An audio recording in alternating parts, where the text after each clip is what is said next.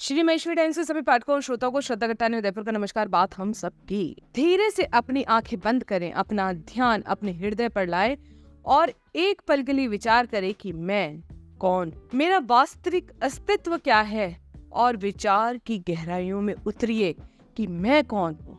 एक भिखारी था, एक रेल में सफर कर रहा था। भीख मांगने के दौरान सूट बूट पहने सेठ जी दिखे और उसने सोचा कि यह व्यक्ति अमीर लगता है और भीख मांगने पर मुझे कुछ अच्छे पैसे मिलेंगे। वह सेठ जी से भीख मांगने लगा। भिखारी को देखकर सेठ जी ने कहा कि तुम हमेशा मांगते ही क्यों हो, कभी किसी को कुछ देते भी हो? भिखारी बोला कि साहब, मैं तो भिखारी हूँ, हमेशा लोगों से भीख मांगता हूँ, इतनी औकात कहाँ कि किसी को कुछ दे सकूं। सेठ जी ने कहा कि जब किसी को कुछ दे नहीं सकते तो तुम्हें मांगने का भी कोई भी हक नहीं है। मैं एक व्यापारी हूँ, लेन देन में विश्वास करता हूँ। अगर तुम्हारे पास कुछ मुझे देने के लिए है तो मैं उसके बदले में तुम्हें कुछ दे सकता हूँ। तभी स्टेशन आ गया। सेठ जी को उतरना था, ट्रेन से उतर गए और चले गए। इधर भिखारी सेठ की कही हुई बात के बारे में सोचता रहा और सेठ के द्वारा कही गई बात भिखारी के दिल में उतर गई। वह सोचने के लिए मजबूर हो गया कि भीख में अधिक पैसा इसलिए नहीं मिलता क्योंकि मैं इसके बदले में कुछ भी नहीं देता हूँ। तब भिखारी के मन में कुछ ख्याल आए कि शायद मैं इस लायक ही नहीं हूँ, लेकिन मैं कब तक लोगों को बिना कुछ दिए मांगता रहूंगा। बहुत सोचने के बाद भिखारी ने निर्णय किया कि जो भी मुझे भीख देगा उसके बदले में व्यक्ति को कुछ तो जरूर दूंगा। लेकिन दिमाग में ये प्रश्न चल रहा था कि दूसरे को क्या दे सकता है। दिन भर गुजर गया लेकिन इस प्रश्न का उत्तर नहीं मिला। दूसरे दिन जब स्टेशन पर पास में बैठा हुआ था तभी उसकी नजर फूल की छड़ी पर गई और स्टेशन के आसपास बहुत सारे पौधों में फूल खिले हुए थे। उसने सोचा क्यों न मैं लोगों को भीख के बदले में एक फूल दिया करूं। उसको अपना ये विचार अच्छा लगा और उसने वहां से फूल तोड़ लिए और ट्रेन में भीख मांगने लगा। जब भी कोई उसे भीख देता उसके बदले में वो उसको फूल दे देता। उन फूलों से लोग खुश होकर उसके अपने पास रख लेते थे और भिखारी फरोज फूल तोड़ता, भीख के बदले में फूल लोगों को बांट दिया करता था। कुछ ही दिनों में उसने महसूस किया कि अब उसे बहुत अधिक लोग भीख देने लगे हैं। वह स्टेशन के पास अभी फूल तोड़ लाता। जब तक उसके पास फूल रहते तब तक वो लोगों को भीख मांगता और भीख देते रहते। लेकिन जब फूल बांटते बांटते खत्म हो जाते तो भीख भी कम मिलने लग जाती थी। ऐसा रोज चलता रहा।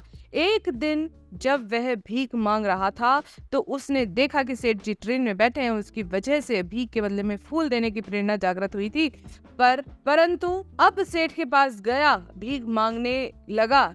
आज मेरे पास आपको देने के लिए फूल है, आप मुझे भीख दीजिए, इसके बदले में मैं आपको फूल दूंगा। सेठ जी ने भीख के रूप में कुछ पैसे दे दिए। भिखारी ने फूल उसे दे दिए। उस सेठ को यह बात बहुत पसंद आई। सेठ बोला, वाह क्या बात है, आज तुम भी मेरी तरह व्यापारी बन गए हो। इतना कहकर फूल लेकर स्टेशन पर उतर गए। लेकिन उस सेठ द्वारा कही गई बात इस बार वापस उसके दिल में उतर गई और वो बार बार सेठ जी की कही हुई बात को सोचने लगा और बहुत खुश होने लगा। उसकी आंखों में एक चमक आने लगी। उसे लगने लगा कि उसके हाथ में सफलता की कोई चाबी लग गई है जिसके द्वारा वो अपने जीवन को बदल सकता है। वह तुरंत ट्रेन से नीचे उतरा, उत्साहित होकर तेज आवाज में आसमान की ओर देखकर बोलने लगा कि मैं भिखारी नहीं हूँ, मैं तो एक व्यापारी हूँ।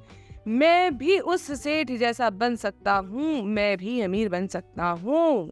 लोगों ने उसे देखा, सोचा शायद ये भिखारी पागल हो गया है। अगले ही दिन भिखारी ने स्टेशन पर फिर कभी भी वो नहीं दिखा। 4 वर्ष बाद उसी स्टेशन पर 2 व्यक्ति सूट बूट पहने यात्रा कर रहे थे।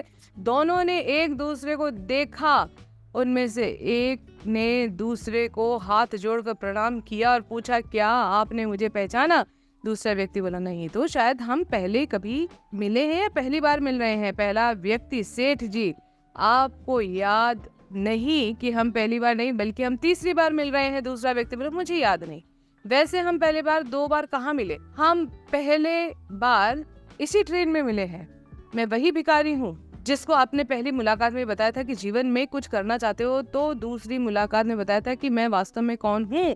नतीजा यह निकला कि आज मैं फूलों का एक बड़ा व्यापारी हूँ और इसी व्यापार के कारण दूसरे शहर में जा रहा हूँ। आपने मुझे पहली मुलाकात में प्रकृति का नियम बताया था जिसके अनुसार हमें तभी कुछ मिलता है जब हम कुछ देते हैं। लेन देन का ये नियम वास्तव में काम करता है।